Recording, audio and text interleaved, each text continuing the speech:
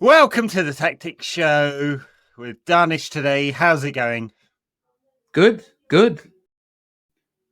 I don't know why there was so much negativity around that performance yesterday. Okay, yeah, we Well, lost. United lost. Yes, we Yeah. lost, but it's not the point of the league. I don't care what you say. Don't tell me, oh, we're 16th, we're 15th, we're 14th. I know. The point of any performance from now till the end of the season is if it's getting better or not. And that was Yeah, you miles agree. better. I agree. It was miles better.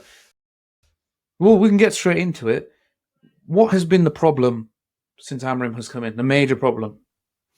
Scoring fucking goals, Danish. That too. But that ends with scoring goals. It starts with the build-up. Right? Yeah. Not to be a nerd, even though I am one, even though a lot of people will call me a fucking nerd anyway.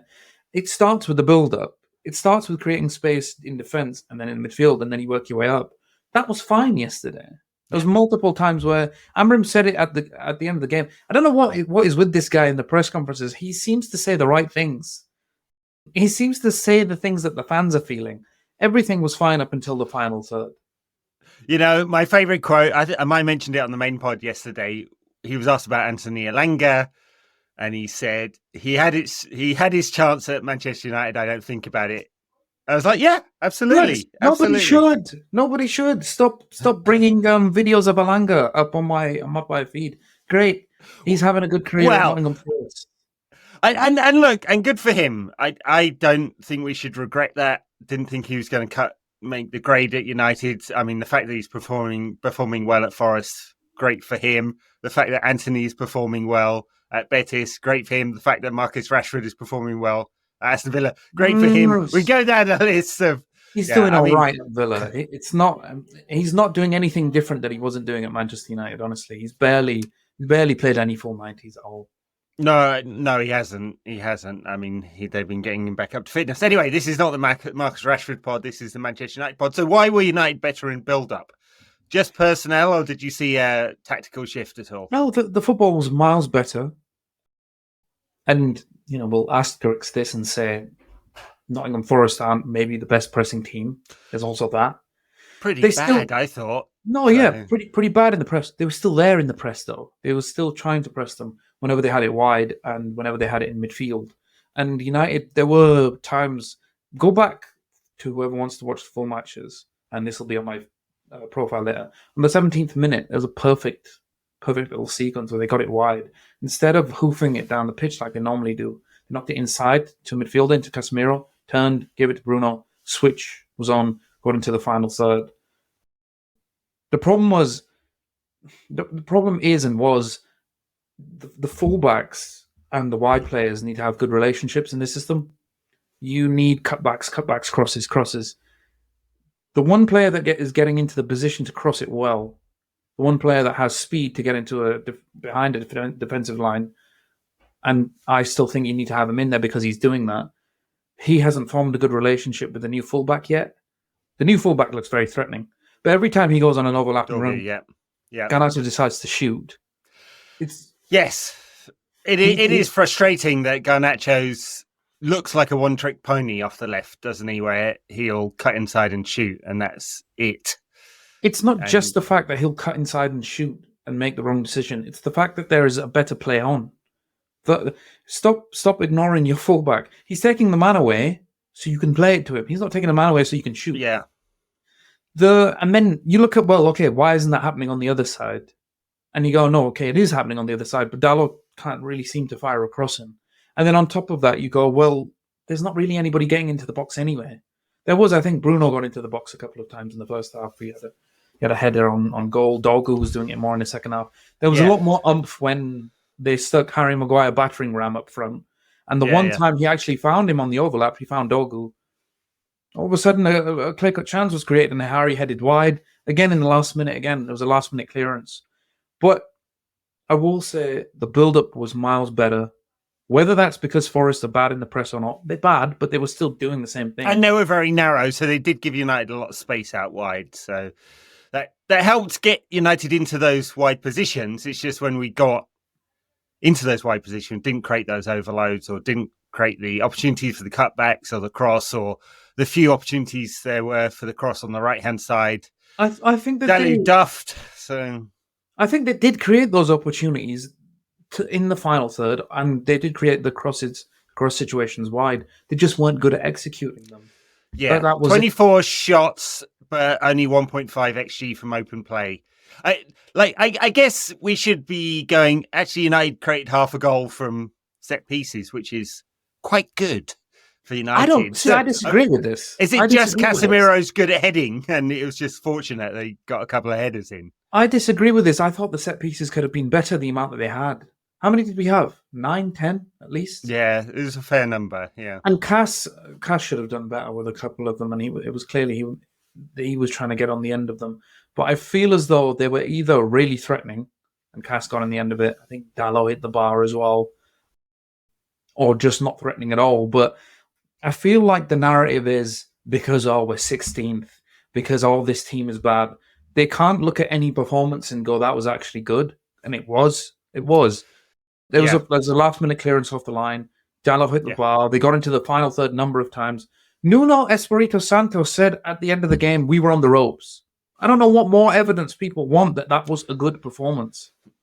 No, I think that's fair assessment. And Forest played like Forest. We expected them to sit deep. They're a very, very efficient side in terms of converting their chances. They've created less XG this season than Manchester United. They've created less big chances, or fewer big chances than Manchester United this season. But they are third. They're just a very, very efficient team with what they do. And if you look at the number of blocks and clearances that Murillo and the other chap, I'm looking over here, Milinkovic, who spent the time arguing with his own players, they made like 20 clearances between them. Yeah, an astonishing amount. So Forest did a Forest. Forest did a Nuno. How many times did Wolves Nuno produce that performance? Nuno I mean, it's awful to play against awful.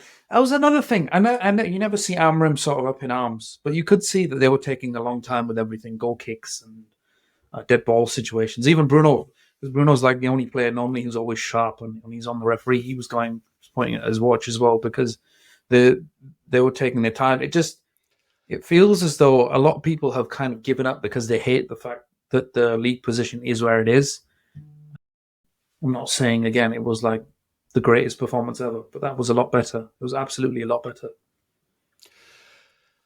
Agree. So moving forward for United then, it looks like Patrick Dorgu's a good addition. He's definitely got some rough edges to him. His passing is quite sloppy, but we knew that coming. That was not a good Dorgu performance, but we'll give him the benefit. Yeah, we knew that coming in, that was his weakness. Rusty. He looked rusty. And he did. Some of them did look international break rusty. I thought Bruno's first half performance was very rusty. Every pass was bad. I will say this.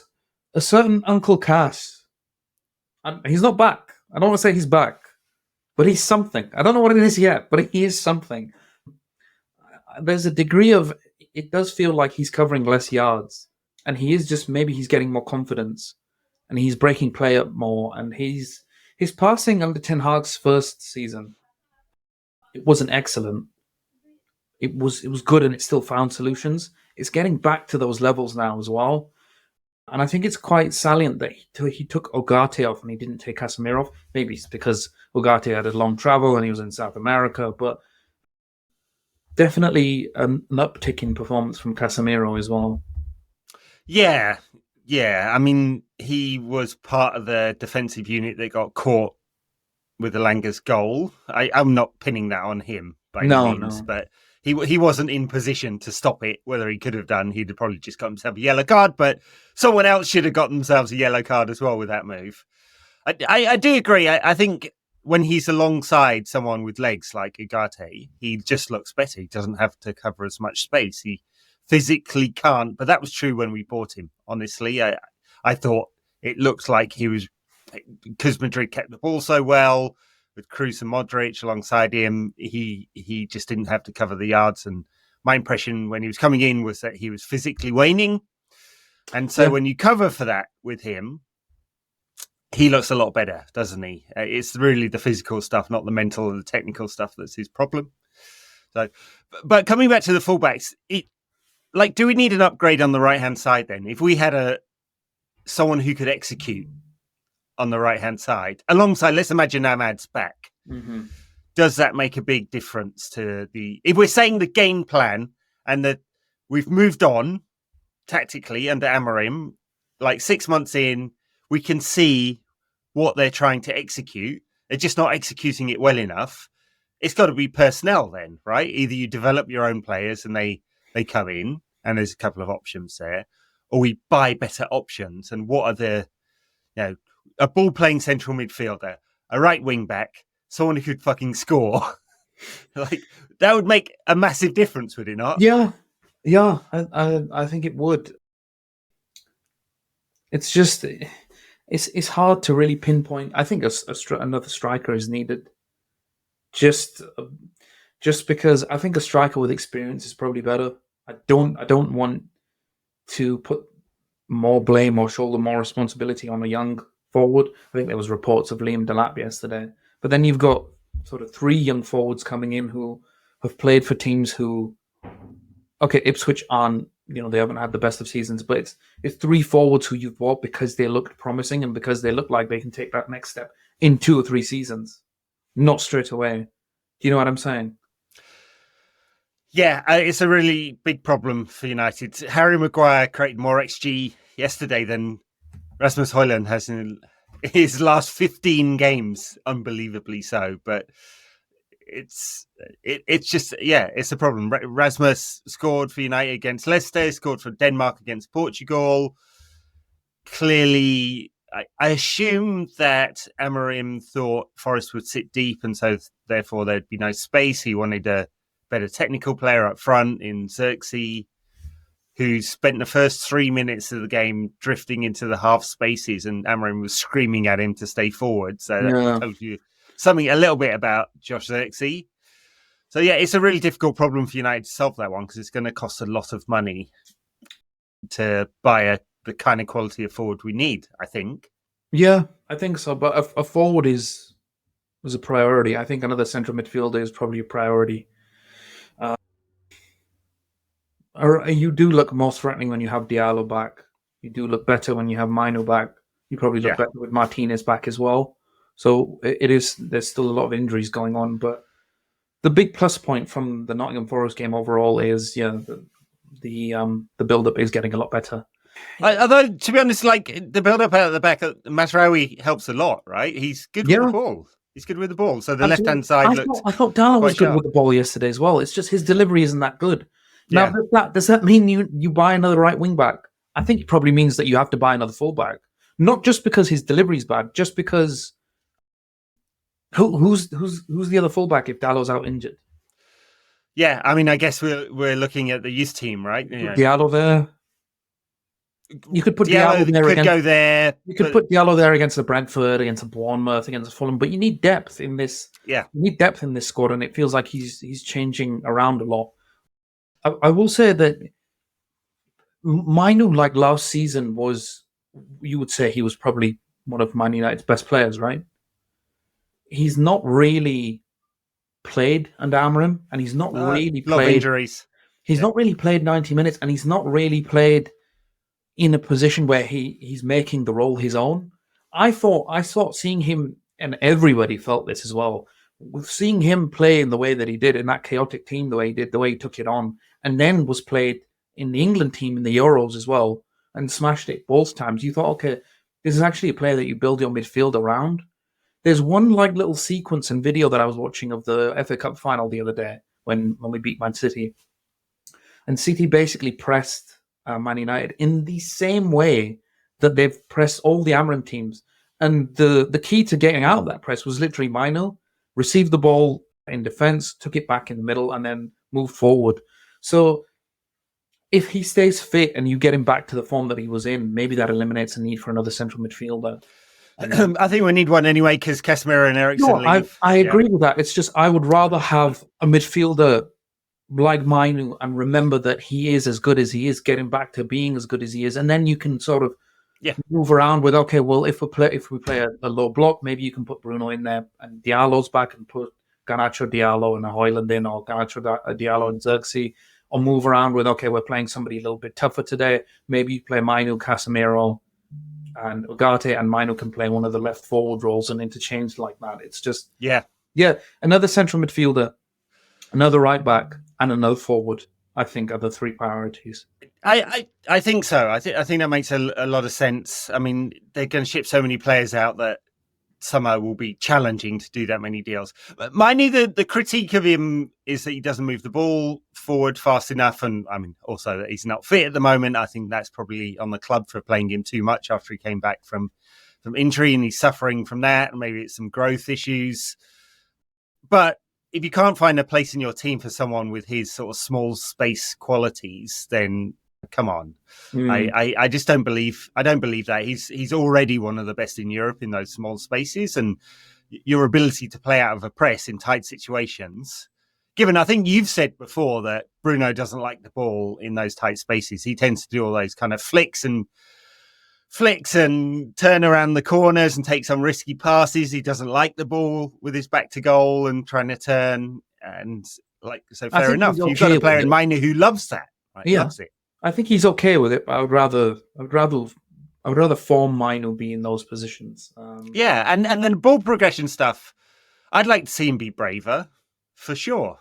And I think he's got the quality there, and it's about time in coaching and Amorim giving him the kind of instructions he wanted. Almost felt like Amorim had given up on that when he moved him forward to number 10 and said, okay, now you're going to play in those small spaces 20 yards further forward. But we'll see. I mean, there's too much quality there just to give up. I think I kind of tend to ignore the internet idiots. Yeah. Of which there are many. Yes. Of which there's probably a large proportion of people on the planet think I am one of those internet idiots. But of which many are bots now as well. Many are bots. I don't know. Like scream into the social media void. It doesn't make any difference. Like.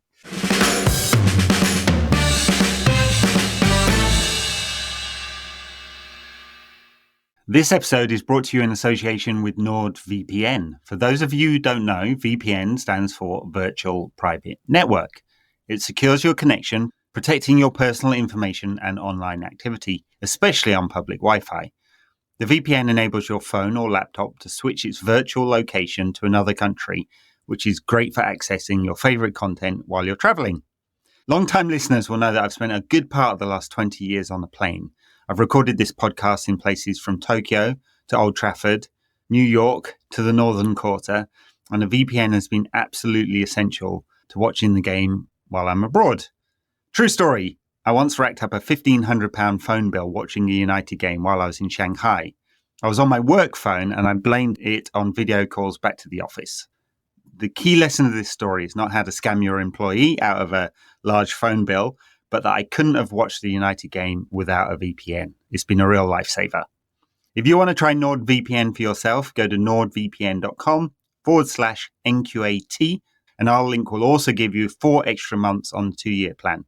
It's the best discount available and equivalent to the price of coffee per month. There's no risk with Nord's 30-day money-back guarantee, and the link is also in the podcast show notes if you need it.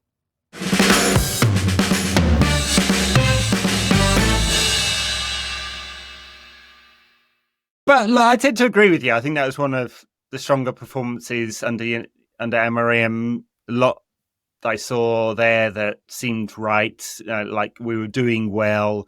Made one defensive mistake. That's it. And that defensive mistake really was not hacking the guy down. Yeah, I think Garnacho was honest. Yeah, just kill him. I think Garnacho tried and failed, and then it was the ideal scenario for them. But I think that we are okay to feel as though it's a loss, and every loss still stings. But that was a better, good performance, and you can just keep building on it now because it's tough opposition in the league from now till the end of the year. Yeah, it'll be tough in the Europa League as well. People keep saying, as long as we win the Europa League, it's okay. It's not a foregone conclusion. We had a better squad in 2021. We had better attacking players. We had one of the best attacks in Europe. They didn't win the Europa League then. They didn't. They had Bruno Fernandes. They had Martial. They had Rashford. They had Pogba. They had Cavani. Yeah, plenty of goals in there. They didn't win the Europa League.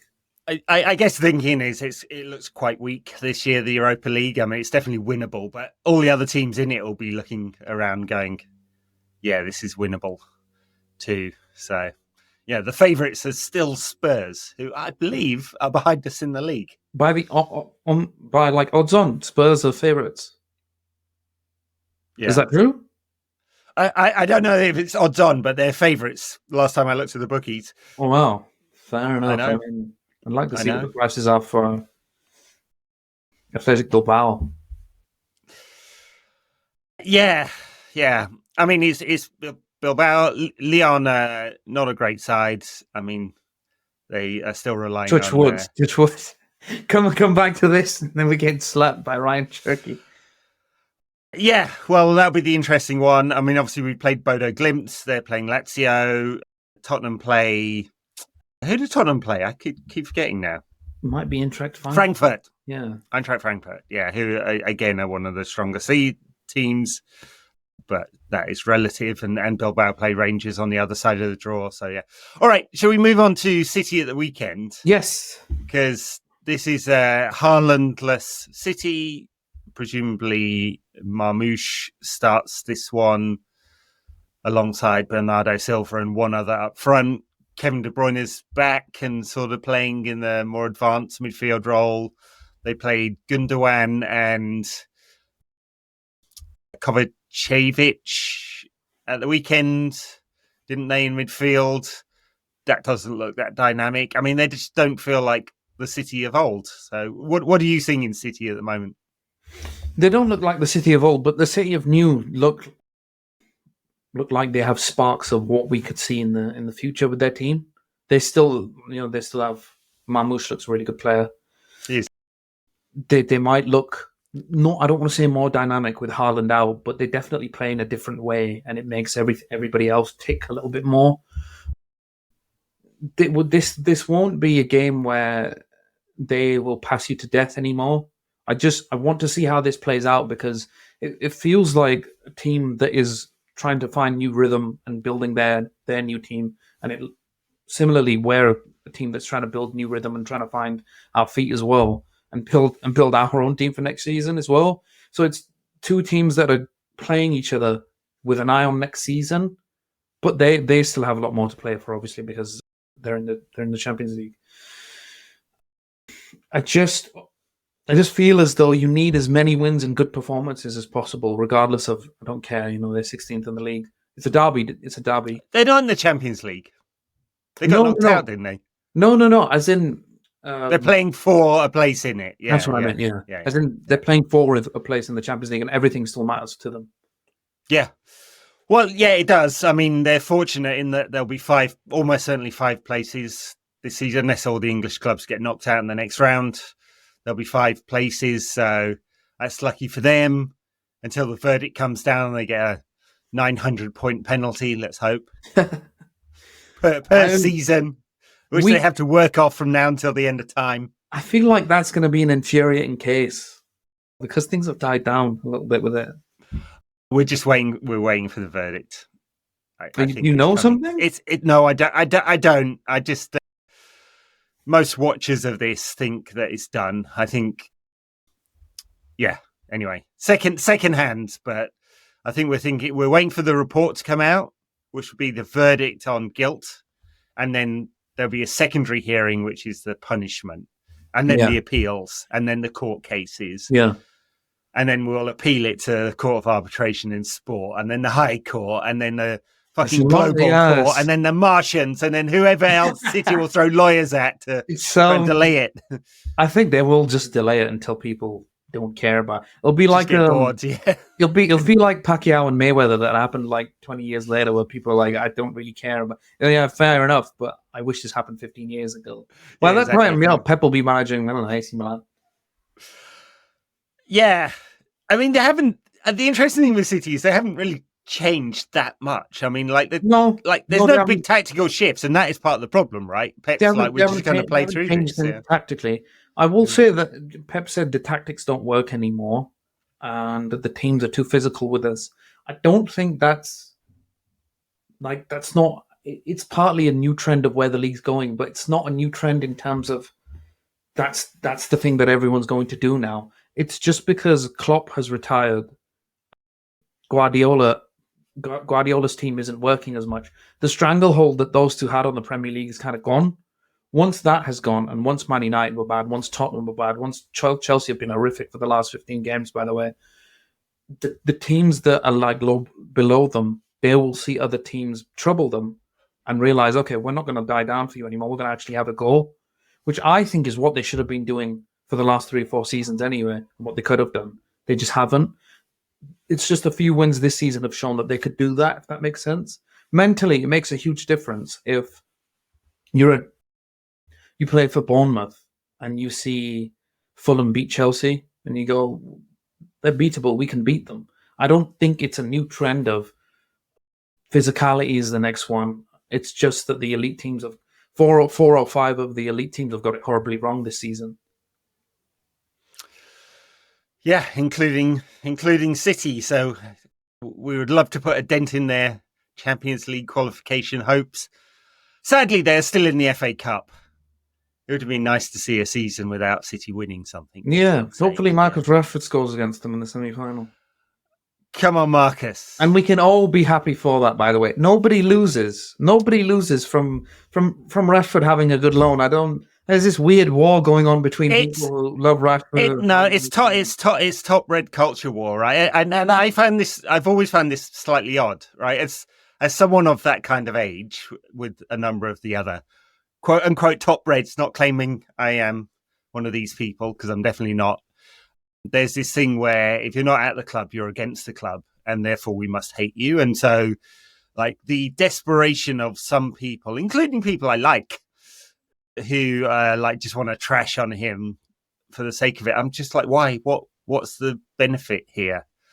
You know, we know he's a good player. We know he's had some challenges mentally, physically, emotionally, like all of it.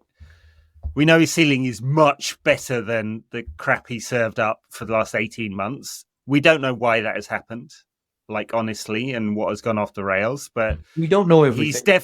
We definitely know there's signs of progress at Villa. I agree that he's not been absolutely brilliant, but 4 assists, 2 goals. It's been slowly getting better for Marcus Rashford, I think. And it would be good for him and for us if he plays really well to the end of the season. We get a bigger fee as we possibly can for him if he's not going to stay at the club, because that relationship seems broken.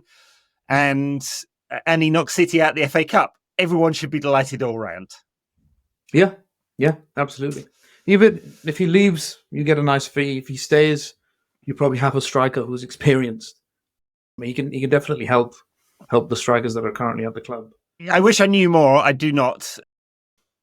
There are probably people who will have the story to tell at some point about what went wrong there and why Amorim felt that it was broken, and why the leadership were very supportive of Amorim disposing of what 2 years ago would have been £100 million asset, and now he's not. So everyone at the club, including Marcus, should look at themselves and go, what went wrong there and why?